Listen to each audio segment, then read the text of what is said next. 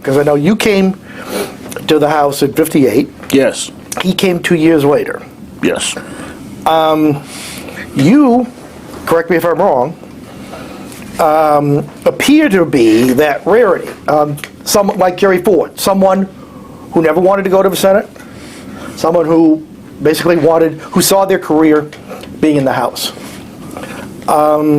Dole obviously didn't. What was attractive about the House then? Well, now you're talking about me. Yeah. Rostenkowski in the state of Illinois,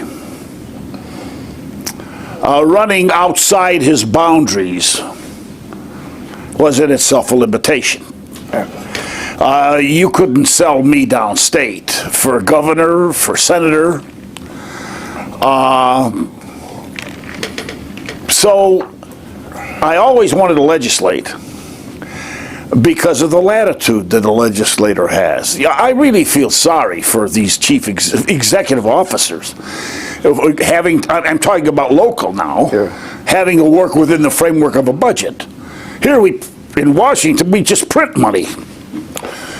And the legislators are even more guilty of committing that sin than anybody else because accountability isn't there. But at this point in time, I don't think there's the mental set that a Dole and a Rostenkowski as legislators had.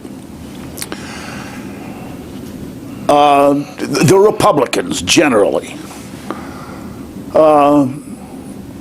couldn't sleep if we didn't pass a budget. But they weren't Republicans then.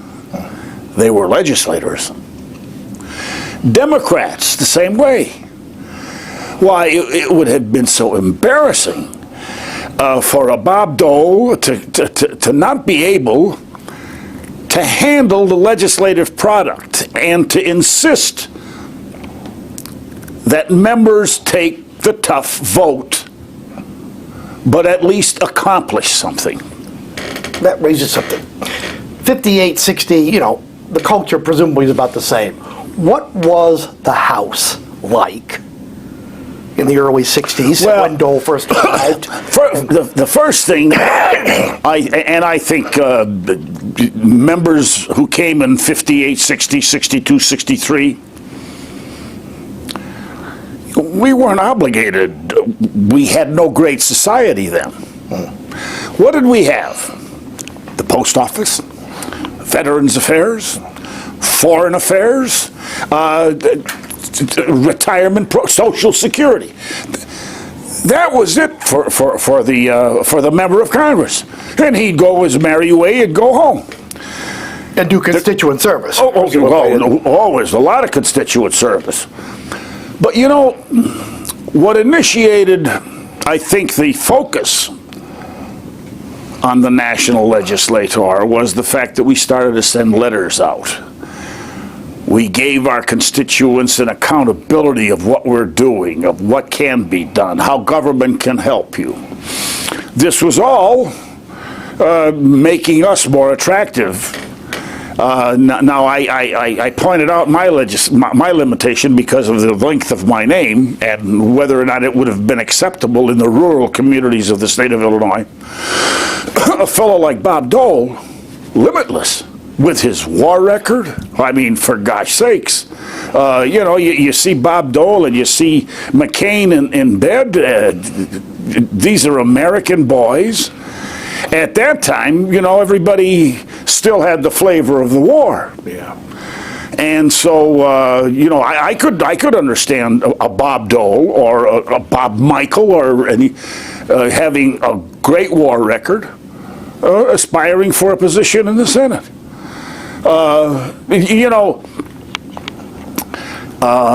Individuals can do more in the Senate. Individuals can block legislation. In the House, you've got rules, and you have to play by the rules. But there isn't the attitude today with respect to legislating, accomplishing things. Now, I've often said this, and I think that this would parallel the kind of a lifestyle of a Bob Dole. Right after the first Tuesday after the second Monday, you're no longer a Democrat or Republican, you're a member of the legislative process. And there was always a pride in accomplishing something. Then, you wouldn't necessarily argue that it's the case no, today. I'm talking about the difference. Yeah. An example. When I first came here, Sam Rayburn ran the show. And it was conceded that he runs the show. Joe Martin was the minority leader. Joe Martin was the speaker. Charlie Halleck from Indiana ran against Joe Martin. Now pay attention to this. This is cute. Contrasting it with today's times and today's attitudes. Charlie Halleck defeated Joe Martin for minority leader. There was an argument in the confines of the leadership, both Democrat and Republican, what would happen with Joe Martin's Cadillac limousine. Charlie Halleck said he lost it. He's not the leader. I'm the leader. I get the Cadillac limousine. Sam Rayburn says, you'll get the Cadillac limousine, Charlie, but I'm not taking Joe Martin's Cadillac limousine chauffeur away. And you know something? He didn't. Now you try to pull that cake off in this time, and you'll have more video, audio, investigative tape. Wasting money. But that was the way it ran then. Plus the fact, we didn't work as hard then. We got here and got sworn in January and almost didn't come back until Easter. What was happening is the committee, which was the Ways and Means Committee, was organizing the committees. And they took their precious time. As a matter of fact, on one occasion, I think they took a trip to Florida to convene the Committee on Ways and Means, or the Committee on Committees. Now, you've got to remember this. At that time, there were only 25 members of the Ways and Means Committee, 15 Democrats and 10 Republicans. A lot easier. No television in the room. Executive sessions were commonplace. And that's one of the reasons why this transparency and the conspiracy of writing good legislation. It was a Bob Dole and a Rostenkowski teaming up, even in the closer years to this time. The Social Security amendments in '82 that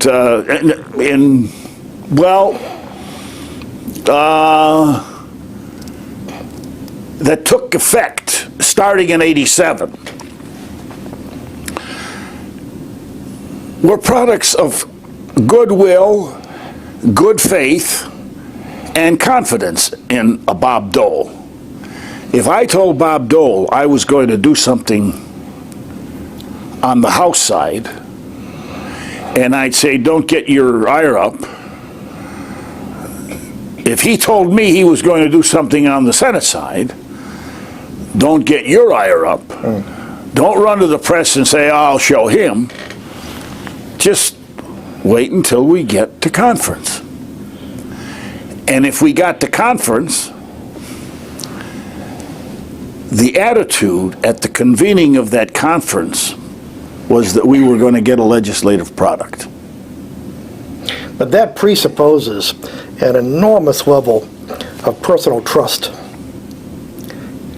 which presumably takes years to build. Well, you know, I think it really depends on how much you fear for a government bankruptcy. There was no question that the Social Security system was going to have a big problem by '87. There was no question that we planned in what I did on the House side and what Bob did on the Senate side. We planned so that when we got to the conference, if both legislative products were the same, there was no conference. And that's what we did. And the end result is you still have, you know, the increase in age taking effect, products that were going to start in 10 years. When you'd argue with the senior citizen who wasn't then as powerful because he wasn't organized, when you told the senior citizen, why, my gosh, when this takes effect, you'll be dead. It's not going to affect you.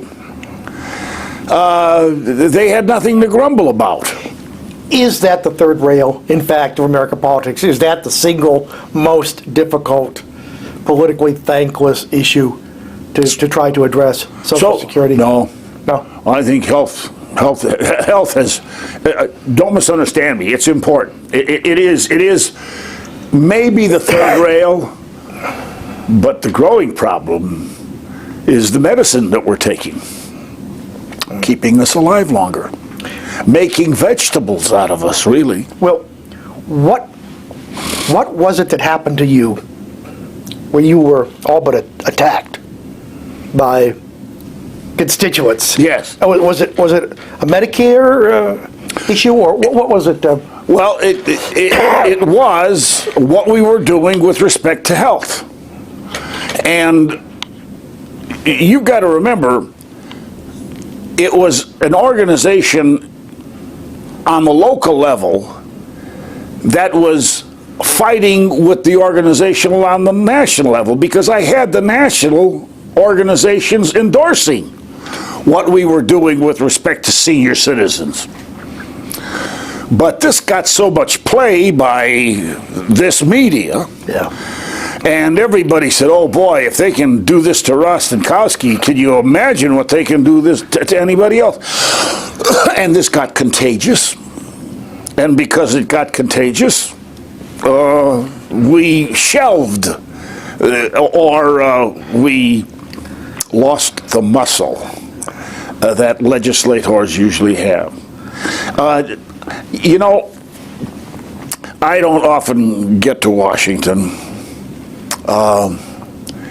And I hate to hear myself say it, but I don't miss it at all. Yeah. I think that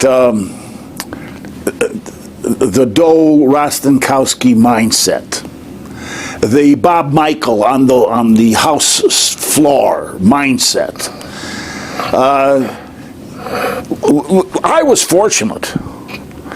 In the 14 years that I was chairman of the Ways and Means Committee, only 2 of those years were under a Democratic administration.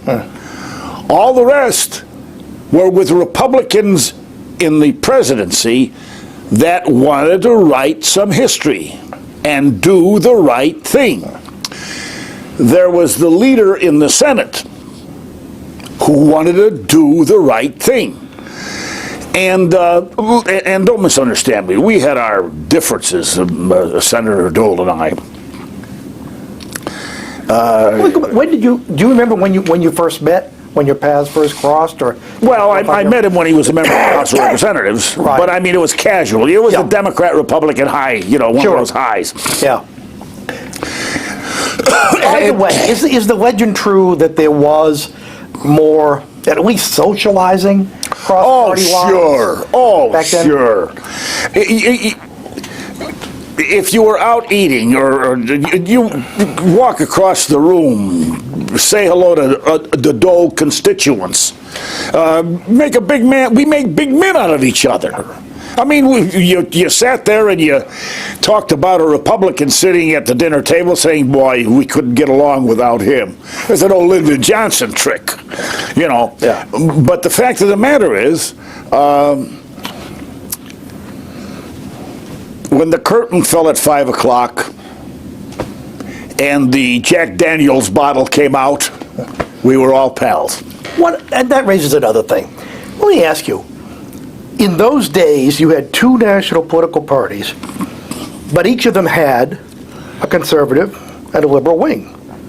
I mean, they were much more diverse, philosophically, than they are. I mean, now we literally have overwhelmingly a conservative party and overwhelmingly a liberal party. And it may be logical, but I'm not sure you can make the case that it works.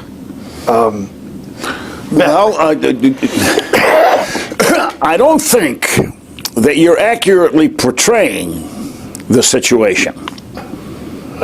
We had a Republican Party and a Democratic Party. Right.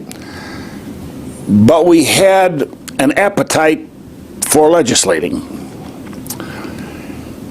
The middle of both parties were the voices. The middle. Okay. It would coagulate the efforts. A deal-making operation. You know, these are all quote-unquote guttural terms, but you know, Has the middle been sort of taken out of action now? well, the problem is that inside the creation of leadership, the right and the left are more prominent, are more vocal, are very attractive to the 1 minute soundbite. And, you know, it's like, well, if you think that the Cubs were windy at Wrigley Field today, wait until you find out what happened in Washington. So here you are with this camera, not reporting the news, but setting the stage for the mindset of the person that's going to accept your views in the news. I'm very much in hopes that we're going to get back together. I mean, that there's going to be an understanding in both parties that we just can't continue to go on the credit card, because that's what we've done. I mean, I said earlier, you've got a problem in that being a legislator, you can always poo-poo, you know, the budget process. But when you're an executive, you've got to make that dollar go as far as it possibly can. That brings up a perennial question. Do you have a theory as to why, of course this year's an exception, whoever is president next year will be a senator. But, you know, that's very rare. Do you have a theory as to why the American people tend to be reluctant to elect legislators to the presidency? No, I really don't. I just think it's happenstance. You do? I mean... well, let me throw out a couple things.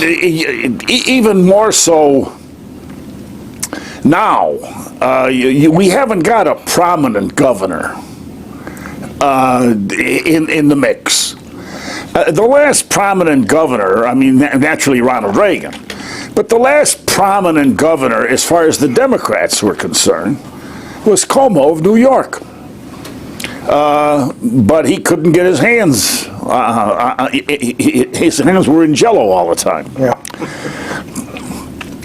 Well, let me throw out a couple things. Legislators, it is said, don't run anything larger than their office. So, you know, people look at the governors as executives. But one that I think, particularly in Dole's case, here's, you know, there's this kind of legislative language and people inside the Beltway, it's almost like a foreign language. I mean, there's kind of a shorthand, and legislators understand what legislators are saying, but it doesn't translate very well outside the Beltway. Well, the media, without question, has brought government on the national scale into the living room, more so than any other thing and any other reason. The Beltway is only a creation in the last 25 years. Beltway boys, everything's inside the Beltway. Those highways were put in there after Eisenhower, because he was the big program director on international highways. But let me throw out. I think in our day, if I had a problem with Bob Dole,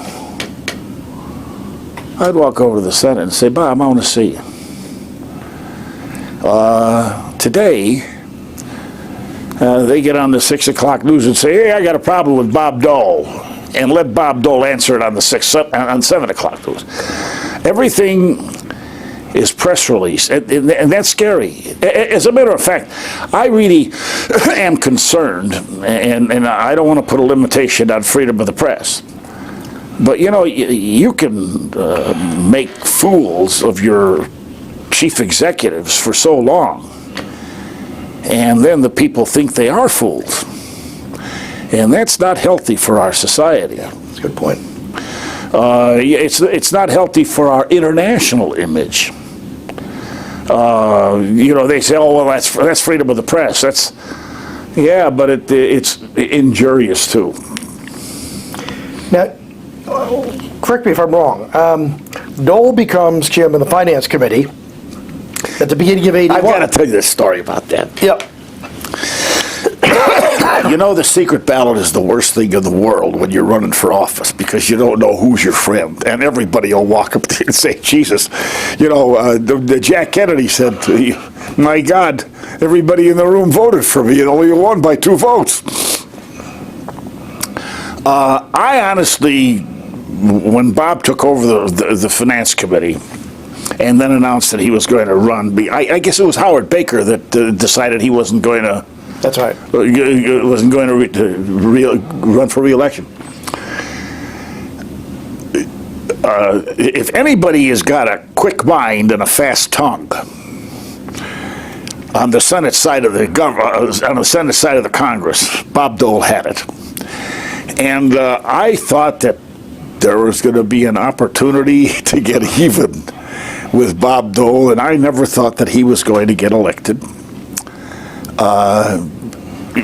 I figured that he'd be on the Finance Committee and he'd be my opposite on the Senate side for a long period of time. But I guess there were about 6 or 7 members that ran, and I think the last guy standing was Stevens of Alaska. And Bob managed to, I don't know whether it's the lesser of 2 evils or what, but I think Bob won by about 3 or 5 votes. I don't. Yeah, really I think it was 1 or 2 votes. I mean, it was very close. Yeah, 1 vote. 1 vote. I was amazed. I was tickled to death because, hell, I now not only knew the Finance Committee Chairman, Bob Packwood, I knew the Senate Majority Leader. By the way, Packwood did a very good job, didn't he? Packwood worked hard. Yeah. I'm trying to think of how many Senate finance chairmen I had. Dole, Packwood, Benson. I had Russell Long, too, for a while. And Pat Moynihan. What was Russell Long like? He was a witty guy. He was, he was a man of his word. I don't know how other people were exposed to him, but he was a man of his word. He was a joy to be with. He had a funny story for everything that was going on. Yeah. Oh, yeah. But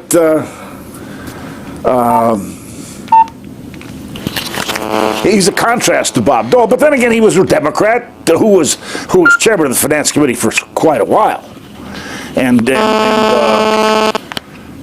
you know, kind of felt like he owned the place, and he did. He did. I mean, I knew that I didn't think that as chairman of the Ways and Means Committee I'd ever be a match for him. You know, but. For Russell Long? Yeah. What, how so? Because he was such an institution? Well, he was such a giant, you know, on the Senate floor. Yeah.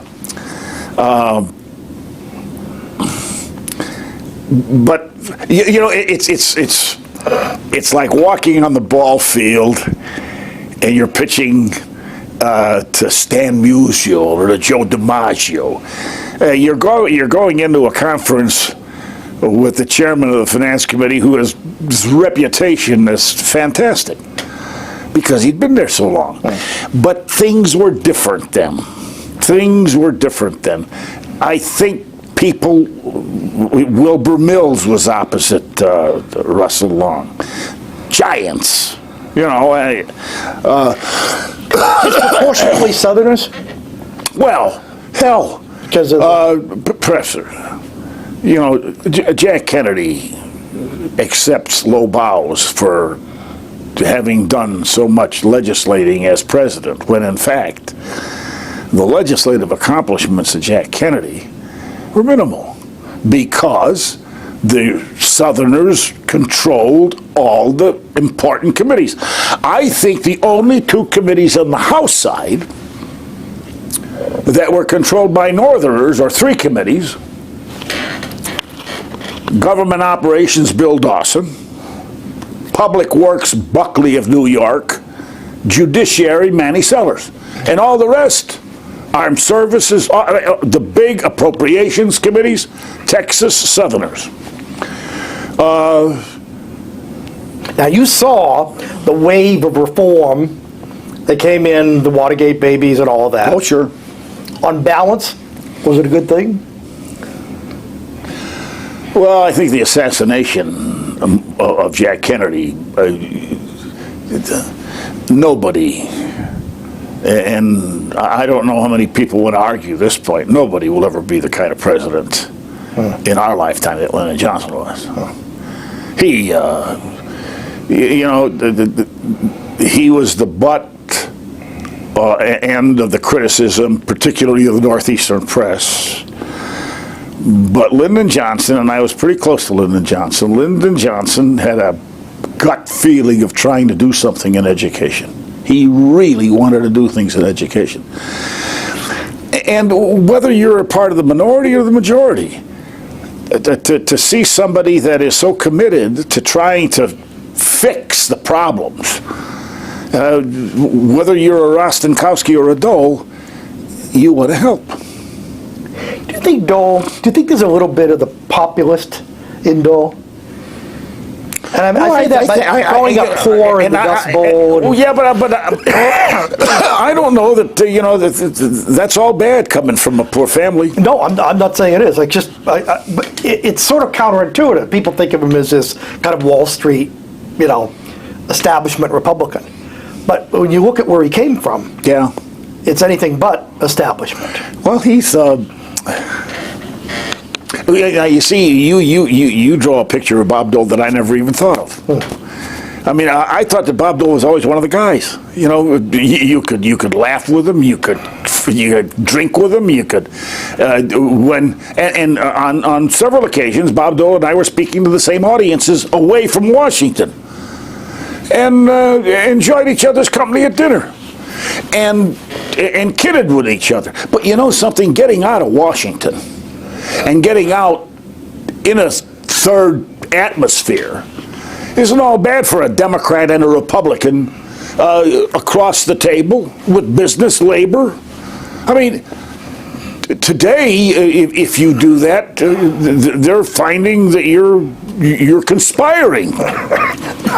Set up the Ways and Means Committee and the Finance Committee? Are they, in fact, sort of parallel, or Well, how do, I was never too high on the Senate. You know, they were all prima donnas. I remember when I took over the first conference, and I was chairman of the conference, and the conference was held in the Ways and Means Committee room. Some staff members from the Senate said, well, my senator won't be here today because he's going to do this, and my senators won't be here today because he's going to do that. And I sat there and I said, well, how are we going to get votes from the Senate? Well, we have their proxies. I says, oh, you don't have them with me. You tell your senator, the meeting will be adjourned. We'll meet again next week. And if they're going to be interested in gathering some programs for the Senate's position, they'd better be here. And it was almost as though, you know, the staff was running the Senate, and that was in my early days. You've got to remember, I think, that as we progressed, as Bob Packwood, Lloyd Benson, chairman on the Senate side, the senators were authorizing their chairperson to vote for them. And I didn't mind that at all. I mean, what the heck? If that took place on the Senate side, there's no reason why the House members wouldn't give me that authority. So really, you had two people writing the legislation in executive session. I've got to underline the fact that the appetite to legislate was the greater controlling issue. It wasn't all heck. We're not going to. I mean, we're not going to do this today. We're not going to pass a budget. Well, my God in heaven, how can you do that? I mean, there were tough votes to be taken, and I think that even with Howard Baker when he was the majority leader, I'd say, Howard, I'm telling you right now, this is, you know, it's not coming out of the conference unless I get some assurance from you and the members of the Senate that you're going to support this, because I'll just take it out of the conference. There was a different attitude then. 81, of course, the Reagan package, which everyone agrees now got out of control. No question about it. Is it safe to say, and Bob Dole was never and by a the way, supply-sider. By the way, the 81 package that got out of control was fixed in 82 and in 83. Right. And Mr. Dole and Mr. Rostenkowski fixed it by agreeing to put the same language in each, the Senate bill and the House bill, so that it went to conference. Our membership couldn't fiddle-faddle around. And that's when we corrected it. How bad was 81? Ronald Reagan was such a popular son of a gun. Jesus. Particularly after the assassination attempt. Yeah, well, he killed me on the floor. I mean, they stripped me. I couldn't do anything. I mean, was Tip O'Neill? Did he feel the same way? I mean, did he feel that he could you couldn't get the Dixiecrats, the conservative Democrats. You couldn't get them to take on Ronald Reagan because he was so popular down south. And I finally went to Ronald Reagan in 83 and 84. By this time, the country was getting used to having a Ronald Reagan president, but it wasn't as crazy about, the president. We were starting to check, and members of the academy, the academicians, hey, 81, this is kind of a dangerous thing in which we're doing. And I think the president started to realize that maybe they went too far. Dole must have been an awkward position for Dole, because he was not a supply sider, No. and yet he was a very good soldier. Well, if I were going to make a judgment about Dole, and you know, you're talking about some 20 years ago,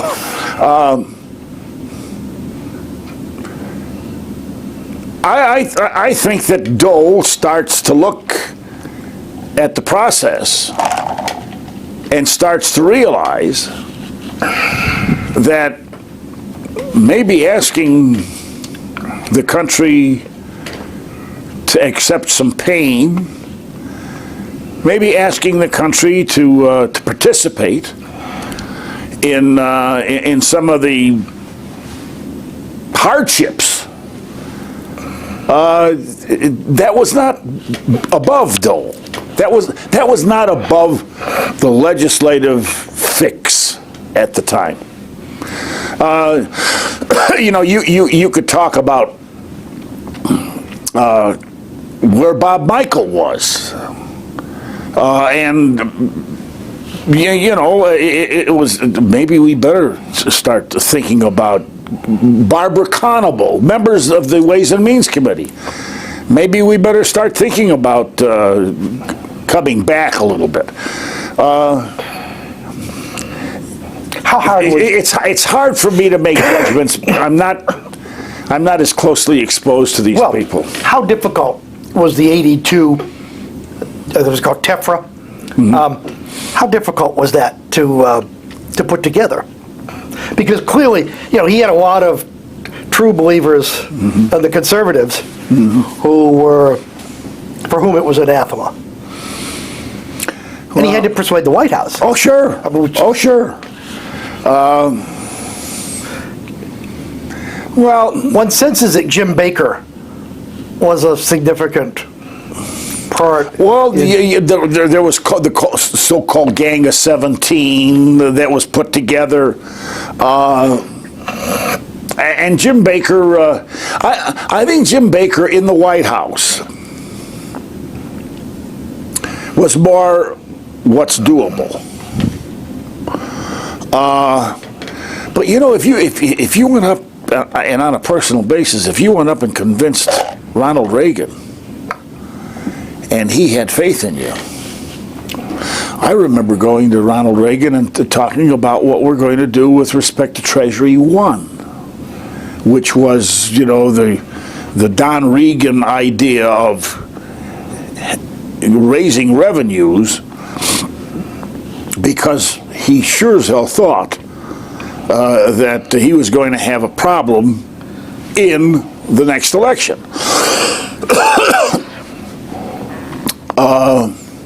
I said to the president, Mr. President, I mean, if you're serious about, you know, what you're saying in your speeches, I'll work with you.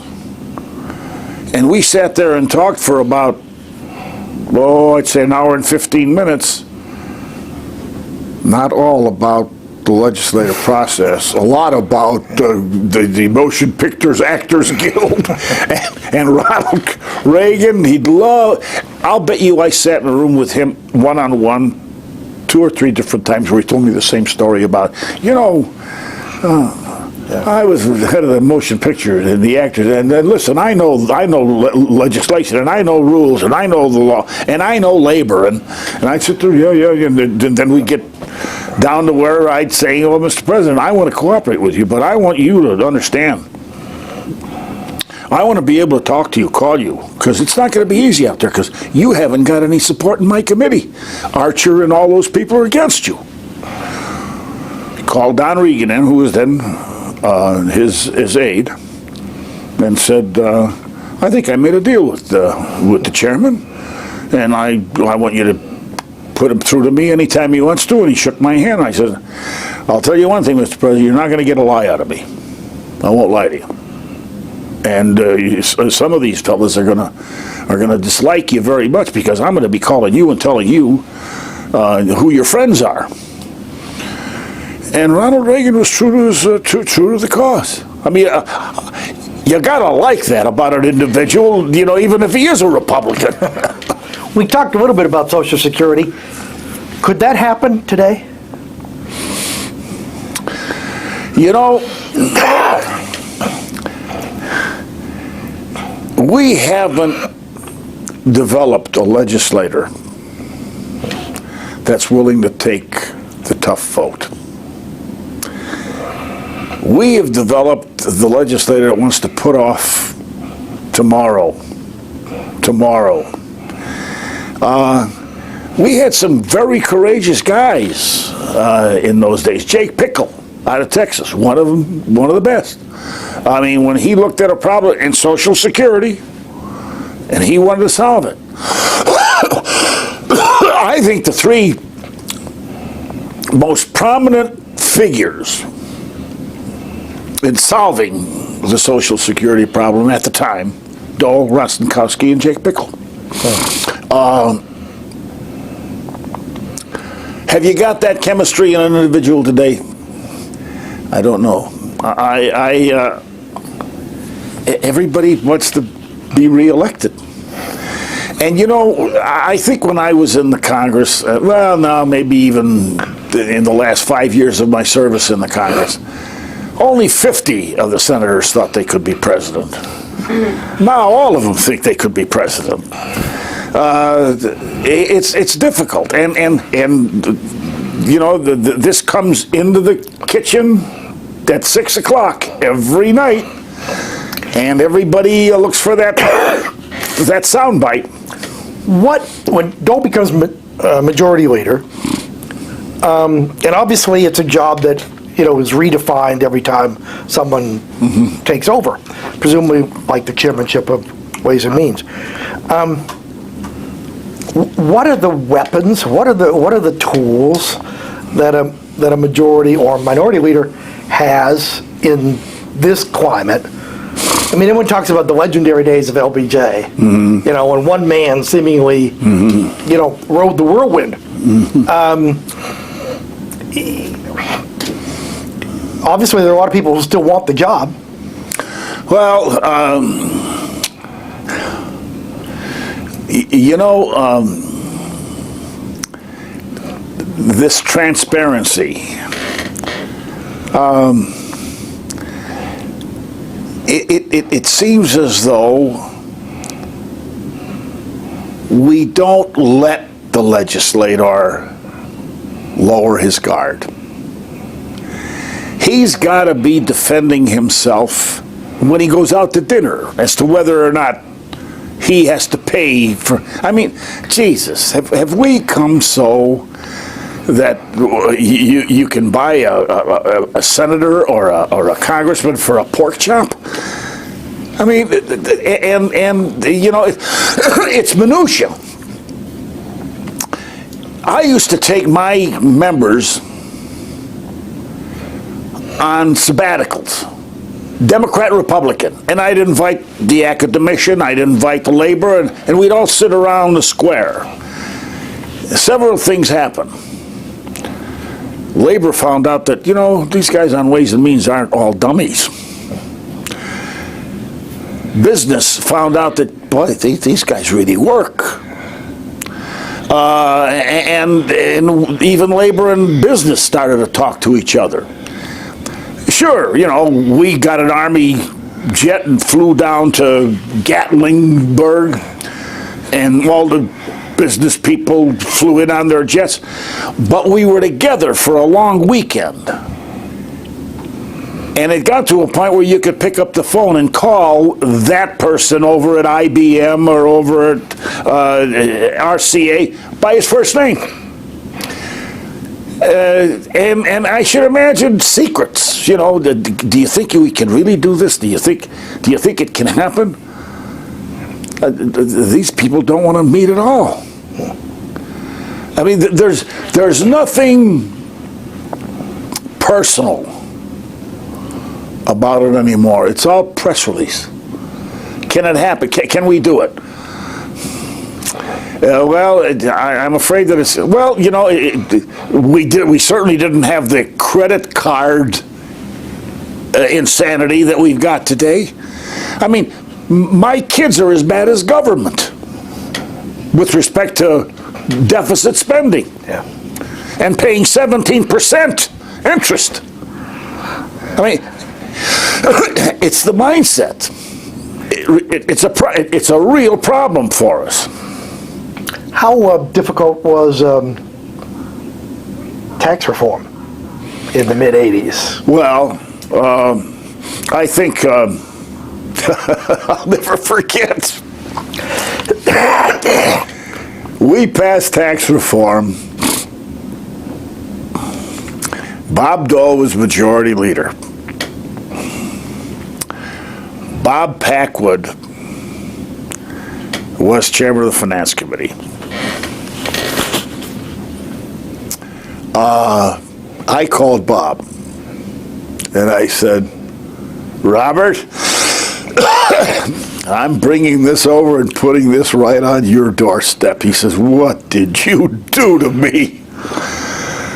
Because Bob Packwood was running around the country saying, I like the tax code just the way it is. I'm not going to do anything on health. I'm not going to do anything with respect to raising revenues. I like it the way it is. How difficult? I think that I was that close to a nervous breakdown. Now that's pretty difficult. But you asked earlier. Everybody runs for the job. Somebody brings something different to the job. I think what I brought to the Ways and Means Committee, to both Democrats and Republicans, because it had to take Democrats and Republicans, I brought the admiration of my membership, who said, Jesus, you know, Mr. Chairman, this is, I'm going to do this for you. Now, I know I got 3 or 4 votes just out of friendship. I don't know whether there are that kind of friends these days.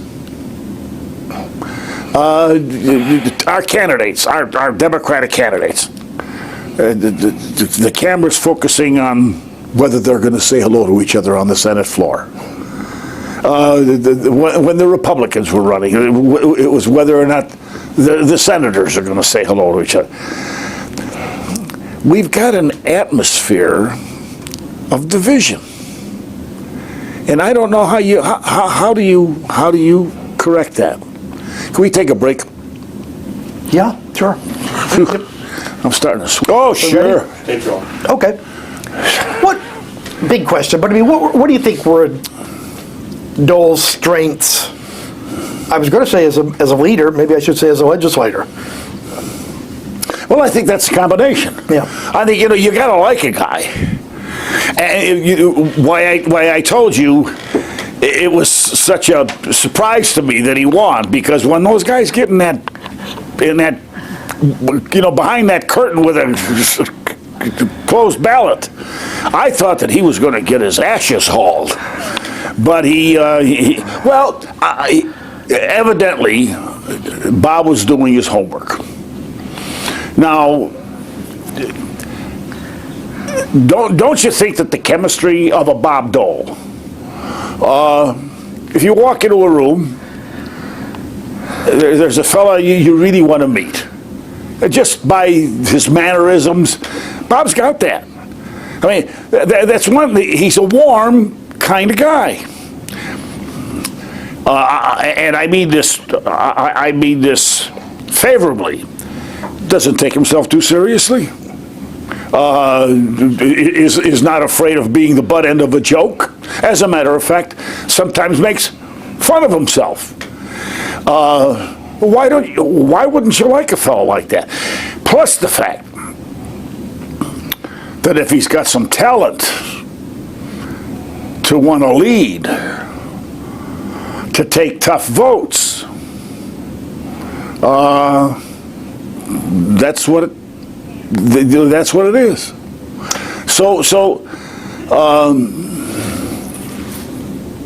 Hell, I looked forward to working with Bob Dole. I figured, heck, he wouldn't become majority leader. But he worked like a beaver. How important was the staff? Well, listen, and I'm the first one to admit this. Nothing without staff. I mean, if you can't trust your staff, as chairman of the Committee on Ways and Means, I'd have staff meetings and I'd say, the day that any one of you doesn't feel comfortable coming into my office and telling me, hey boss, slow down here, you don't belong on my staff. Now, I can hear it, from Janice Mays or Rob Leonard, who are my immediate staff people.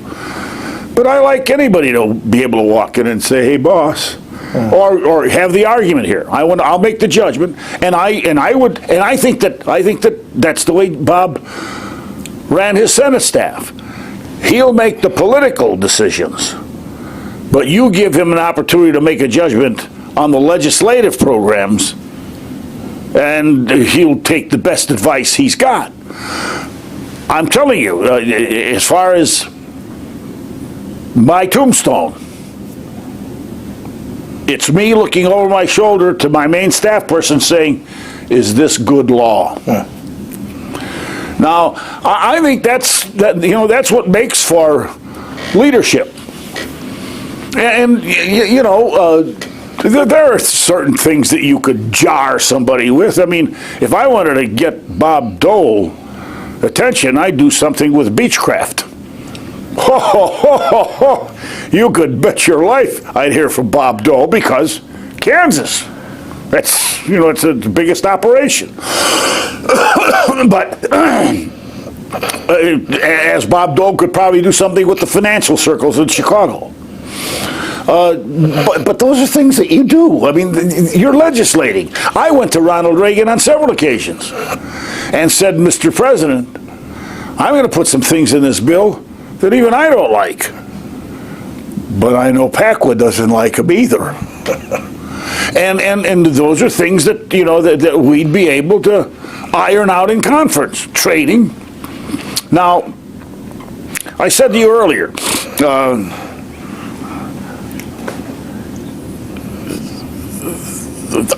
for want of a better word, it's a conspiracy. But you're doing it for your country. Well, because that raises a huge sort of paradox. On the one hand, if there is such a thing as the American people, they seem to admire the kind of can-do, pragmatic, problem-solving mindset. On the other hand, deal-making is a pejorative. But how do you reconcile?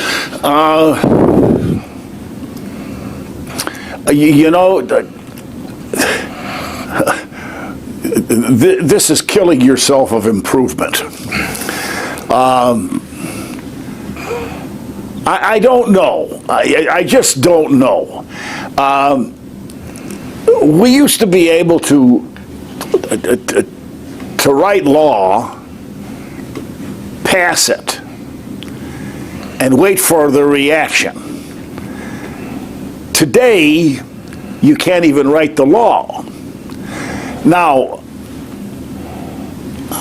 I rectified, and this really irritates me, this backroom cigars.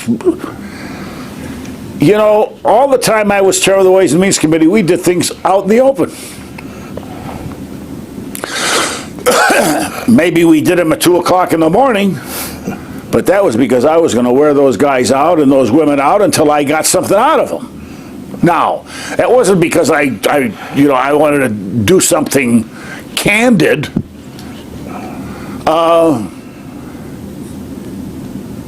So many things happen, when we didn't write in the beginning, some laws in executive session. We wrote them out in the open until all of a sudden I'd look at my ranking member on the Republican side, Barbara Conable, and say, Barbara, Do you think we're going to get this thing done in 3 weeks? I mean, every time we do something that's unpalatable to labor, I see the labor guy run over to the labor congressman. Now, if we do this in executive session, the labor congressman can go to the labor guy and say, hey, you go talk to him. He put it in the bill. And I think that that's where you were a leader, where you say to the labor person or to the financial person, I'm sorry, but this is the way it's going to be. Now, if you want to take me on, I want you to know something. I'm going to be here in 3 years. The Republican Party changed during those years, didn't it? I mean, oh, sure. And Dole had to deal with the fact, I mean, in the House, I mean, the Barbara Constables and the Bob Michaels of the world gave way to the Newt Gingriches. Right, exactly. More so in the House than in the Senate. Okay. The Senate still had a congeniality about the way they could legislate.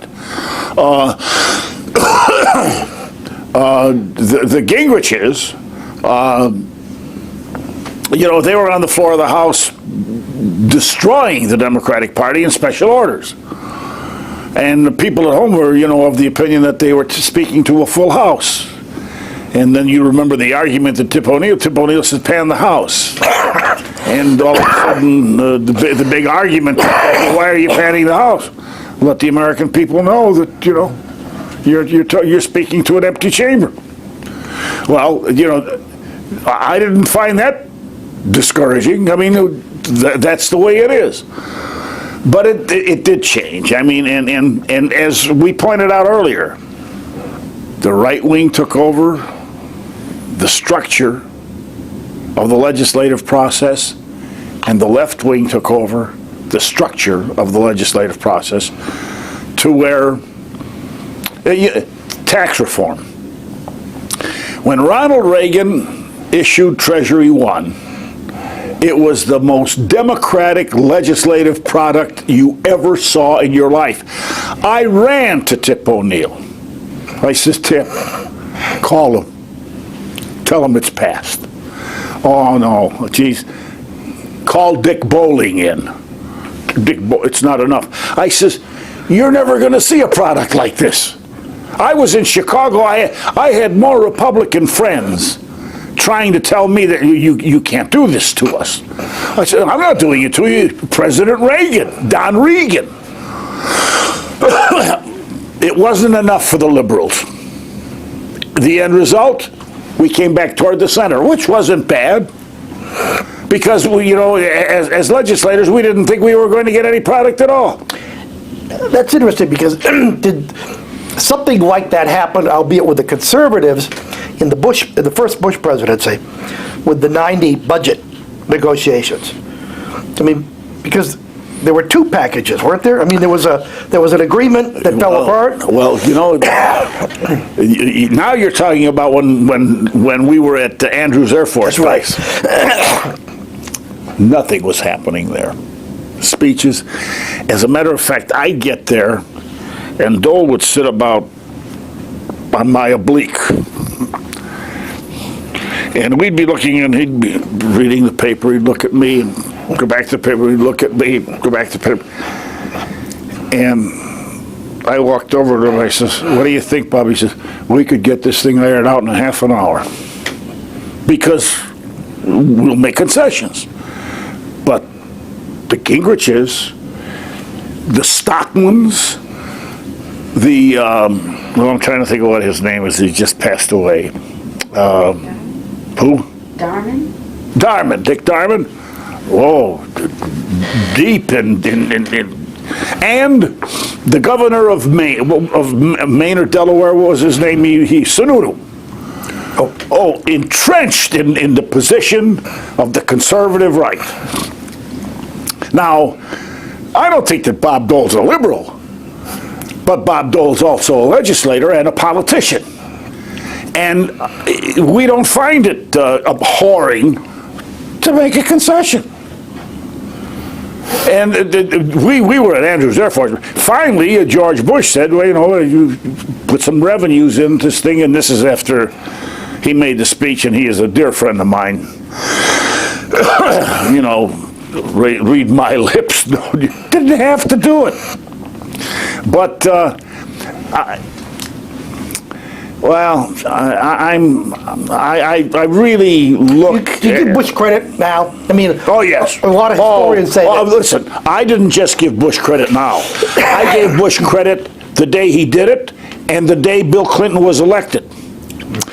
You've got the foundation because of George Bush to do some things in this country that you would never have had the opportunity to do if you didn't get this tax bite that George Bush gave you. Lost the election. What was the difference between the first package and the final package? I mean, there was an agreement that apparently Gingrich, I don't remember the details. Yeah. I really don't remember the details. Yeah. But it was frustrating for Dole. Jim Jones, Jim Baker, we were all sitting there, and I said to the president, Jesus, George, if you think I'm looking at this as like a victory, you're crazy. You're doing the right thing. You did the wrong thing with this read my lips jumbo.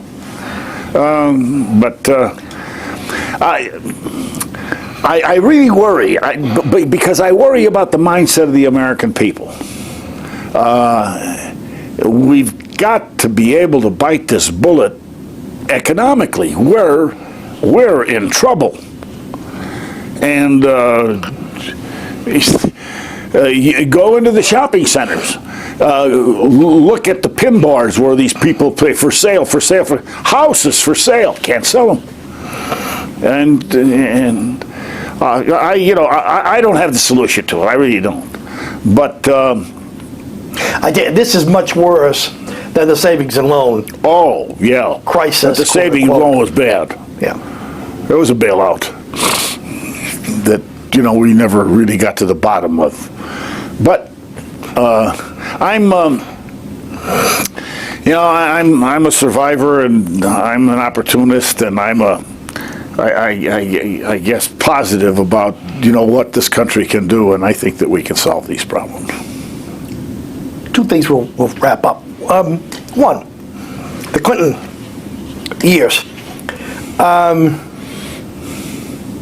I think you told me once about President Clinton calling you, I think at the time of budget negotiations or something, and wanting a little bit of an edge, and said, tell me something about Bob Dole.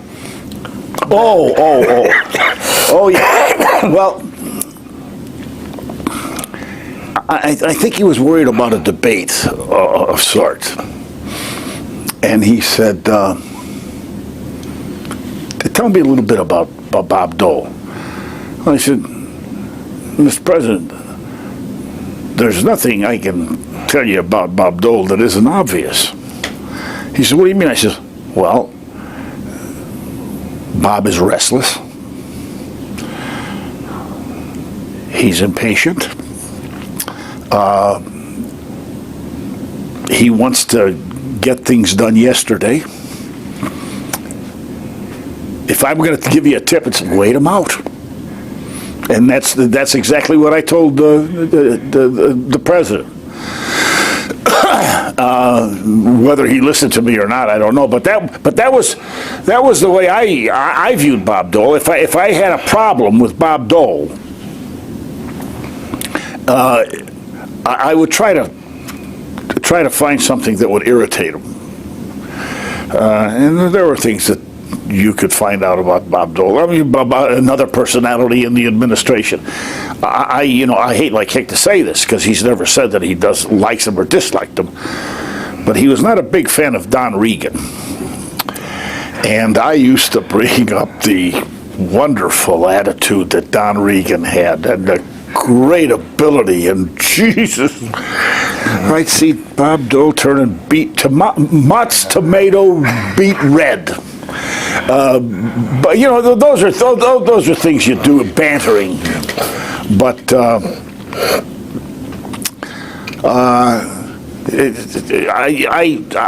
want to underscore the fact that you talk about leadership. You walk into a room and you see a Bob Dole, you want to know that guy. Now, that's the first thing. If he's coupled with the ability to lead, make sacrifices, bite the bullet, those are great commodities in the kind of person that you want running the Senate or the country. See, that gets to this whole thing we've been talking about, that forging a consensus is, in fact, generally believed to be a test of leadership. But it's become almost a dirty word. Yeah. Consensus, in the current political climate, is seen as the enemy of conviction. Yeah. Well, listen, it was certainly before, we were entering everybody's home at 6 o'clock with the news. Now it's 24 hours 7, and everybody is looking for an angle. You almost... Did you ever sit down and watch a person say something and then listen to a commentator an hour later say, wow, she threw a bombshell at this? She answered a question. But we're in trouble when we continually expect news to be entertainment. And that's what we have today. Nothing but entertainers. I always used to get a kick out of the BBC. Good evening. This is the British Broadcasting Company, and here's the news. And boom, boom, boom, boom, boom, boom, boom. We haven't got that anymore, but because it's entertainment. And that frightens me. That frightens me. What, how do you think Bob Dole should be remembered? Well,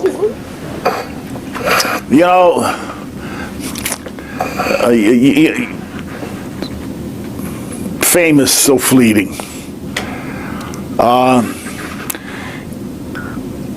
I think what he did out there in the mall is going to follow him for a long, long time. Beautiful. And you want to know something? I think that's what he'd like to be remembered for. So you can couple those two things together. You got a pretty good ingredient for how this country is going to treat the memory and the likeness of Bob Dole. And listen, I remember pictures of Bob Dole in bed trying to survive as a wounded soldier.